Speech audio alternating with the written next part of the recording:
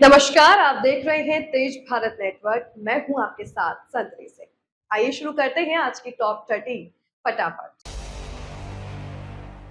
America में राष्ट्रपति Donald Trump ने जन्म के आधार पर मिलने वाली नागरिकता पर रोक लगाने के लिए नया आदेश जारी किया है। इसके तहत अमेरिका में पैदा हुए उन बच्चों को नागरिकता नहीं मिलेगी जिनके माता पिता विदेशी। टीम इंडिया श्रीलंका के खिलाफ अभ्यास मुकाबले में अपनी तैयारियों को परखने उतरी है। नियमित कप्तान शुभमन गिल की मौजूदगी में भारतीय खिलाड़ी अपनी लय हासिल करने की कोशिश कर रहे हैं। बल्लेबाजी और गेंदबाजी विभाग में प्रदर्शन पर सभी की नजरें टिकी हुई है। जम्मू कश्मीर के अखनूर स्थित ऐतिहासिक जियापोता घाट पर भव्य महाआरती का आयोजन किया गया। श्रावण मास के अवसर पर आयोजित इस धार्मिक कार्यक्रम में बड़ी संख्या में श्रद्धालु शामिल हुए। घाट परिसर हर हर महादेव और जय श्री राम की जयघोष से गूंजा था। भक्तों ने पूजा अर्चना कर आध्यात्मिक माहौल का अनुभव किया।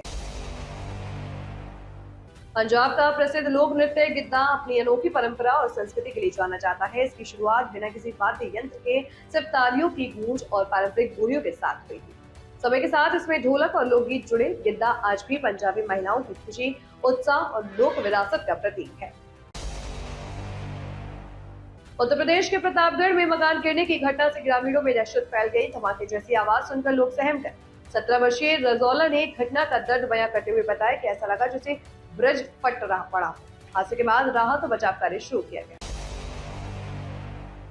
बिहार के बांका जिले में पहली ही बारिश ने प्रशासन की तैयारियों की पोल खोल दी। तेज बारिश के कारण ओढ़नी नदी पर बना डायवर्जन बह गया, जिससे दर्जनों गांव का शहर से संपर्क टूट गया। ग्रामीणों को आवागमन में भारी परेशानी का सामना करना पड़ रहा है और जल्द ही मरम्मत की मांग उठ रही है। गोरखपुर के धुरियापार क्षेत्र को पूर्वांचल के नए इंडस्ट्रियल हब के रूप में विकसित किया गया जाएगा। यहाँ 160 एकड़ जमीन पर plug and play industrial corridor तैयार होगा। इस परियोजना से उद्योगों को बढ़ावा मिलने के साथ युवाओं में रोजगार के नए अवसर पैदा होने की उम्मीद। गोरखपुर आ रही मौर्य एक्सप्रेस के भी 3 कोच का दरवाजा टूटने का मामला सामने आया है। यात्रा के दौरान परेशान यात्री ने इसकी जानकारी रेल मंत्री को ट्वीट कर दी। शिकायत के बाद रेलवे अधिकारियों में हड़कंप मचा और मामले की जांच शुरू कर दी। यात्रियों की सुरक्षा को लेकर सवाल उठे। HPPSC पुलिस कांस्टेबल भर्ती में EWS पात्रता नियमों में बदलाव किया गया है। नए नियमों के अनुसार ट्रेनी अभ्यर्थियों को आर्थिक रूप से कमजोर वर्ग का आरक्षण का लाभ नहीं मिलेगा। आयोग ने भर्ती प्रक्रिया में पात्रता शर्तों को स्पष्ट करते हुए उम्मीदवारों को नए नियमों के अनुसार आवेदन करने की सलाह दी है। गोरखपुर में मौसम का मिजाज बदल गया है। मौसम विभाग के अनुसार आज कुछ स्थानों पर छिटपुट बारिश हो सकती है, जबकि अगले दिन तेज बारिश की संभावना जताई गई है। बारिश से तापमान में गिरावट और लोगों को गर्मी से राहत मिलने की उम्मीद है। प्रशासन ने मौसम को लेकर सतर्क रहने की सलाह दी है।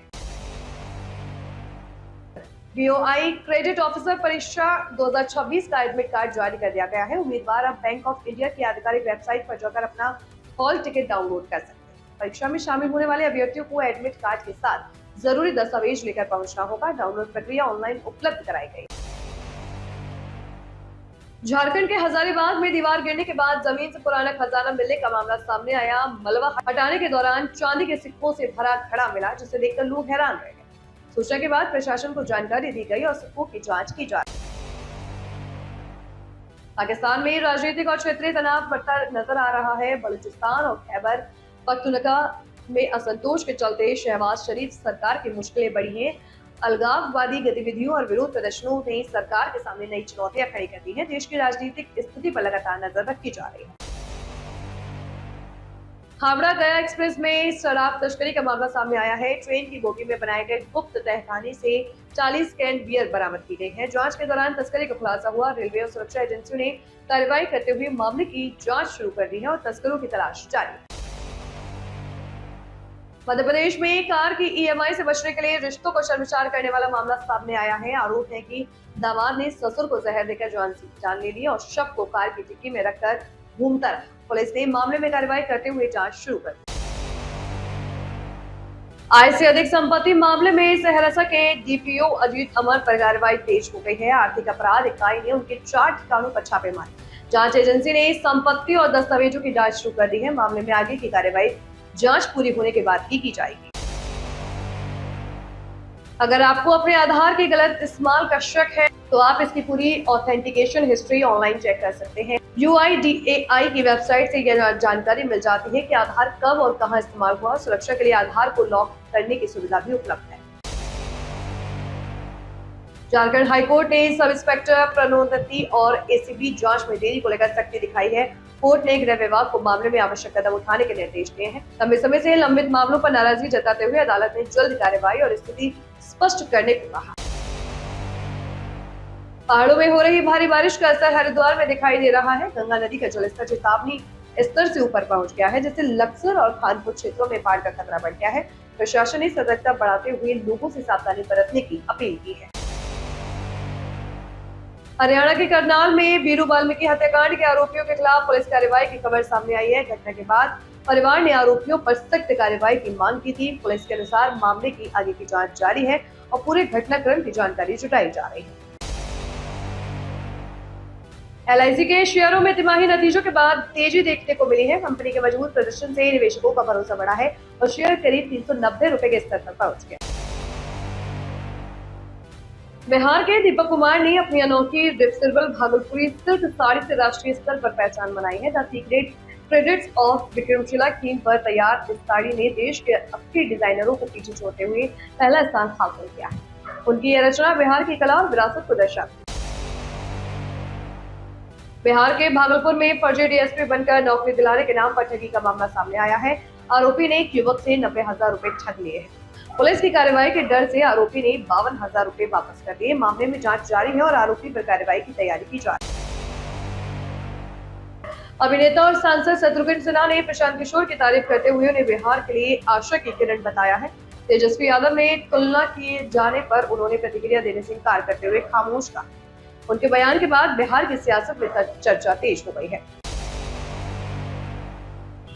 उत्तराखंड में लगातार बारिश के चलते हालात बिगड़ गए हैं। लैंडस्लाइड के कारण बद्रीनाथ, गंगोत्री और यमुनोत्री हाईवे कई जगह बंद हो गए हैं। पहाड़ी नदियों का जलस्तर खतरे के निशान से ऊपर पहुंच गया है।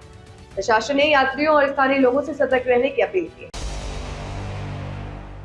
रायबरेली में पुलिस ने ज्वेलरी चोरी गिरोह के खिलाफ बड़ी कार्रवाई की है। मुठभेड़ के दौरान 5 बदमाशों को गिरफ्तार किया गया। पुलिस के अनुसार कार्रवाई में 2 आरोपियों को चोट लगी है। गिरफ्तार आरोपियों से पूछताछ कर गिरोह के नेटवर्क और चोरी की अन्य घटनाओं की जानकारी जुटाई जा रही है। अमेरिकी कोर्ट ने मेटा पर बच्चों की मानसिक सेहत को नुकसान पहुंचाने के आरोप में करीब 5,390 करोड़ रुपए का भारी जुर्माना लगाया है। अदालत ने कंपनी की नीतियों और सोशल मीडिया प्लेटफॉर्म के प्रभाव को लेकर चिंता जताई है। मेटा पर बच्चों की सुरक्षा को लेकर सवाल पहले भी उठते रहे हैं।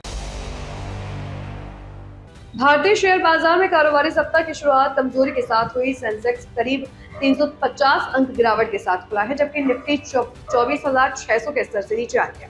हालांकि टाइटन के शेयरों में तेजी रही और कंपनी के स्टॉक में 52 हफ्तों का नया उच्चतम स्तर छुआ है। झारखंड हाईकोर्ट ने धुरवा कांके और गेतरसूद डैम पर हुए अतिक्रमण को लेकर सख्ती दिखाई है। कोर्ट ने संबंधित विभागों से जवाब मांगा है। जल स्रोतों की खराब स्थिति और अवैध कब्जों को लेकर चिंता जताते हुए मामले में जल्द कार्रवाई के निर्देश दिए गए। मेरठ में कांवड़ यात्रा के दौरान एक शिव भक्त दंपत्ति को खास खुशी मिली। यात्रा के बीच महिला ने CHC में एक बच्चे को जन्म दिया। श्रद्धालुओं ने नवजात को भगवान शिव का आशीर्वाद मानते हुए इसे नन्हा शिव भक्त बताया है। परिवार और अस्पताल में खुशी का माहौल देखने को मिला।